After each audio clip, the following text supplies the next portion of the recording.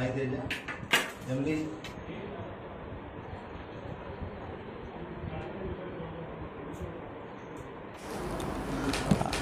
నిన్న సాయంత్రం అందాజా 7:30 టైంలో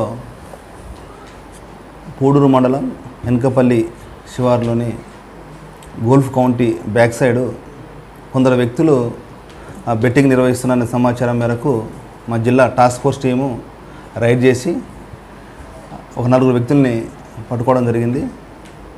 వారి వద్ద నుంచి 54,440 రూపాయల డబ్బులు, 4 సెల్ ఫోన్లు రికవర్ చేసి మా ఎస్ఐ గారికి అప్పచెప్పడం జరిగింది. దీనిపై ఎస్ఐ గారు కేసు నమోదు చేసి ఇన్వెస్టిగేషన్ ప్రారంభించడం జరిగింది.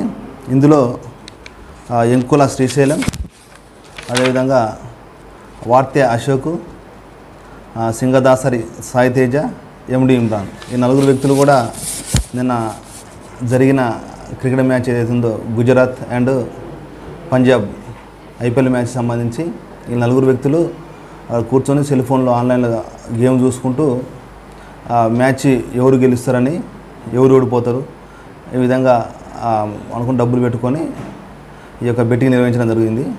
దీనిపై మేము ఆ 4 వ్యక్తులను కస్టడీలో తీసుకోవడం జరిగింది.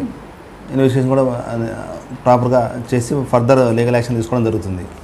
ఇది ముఖ్యంగా ప్రజలకు అందరు తెలియజేసేది ఏంటంటే, యువత ఎక్కువ సెల్ ఫోన్లో క్రికెట్ బెట్టింగ్ నిర్వహించడం మా దృష్టికి వచ్చింది.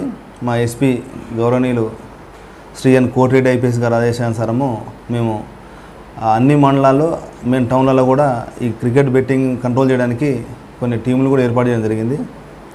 దానిలో భాగంగానే ఈ యొక్క ఆపరేషన్ ముందు కూడా తల్లిదండ్రులు గమనించి పిల్లలు సెల్ ఫోన్లు ఆడుతున్నారు, వాళ్ళు ఏం చేస్తున్నారు అనేది వాళ్ళు నిఘా పెట్టాలి.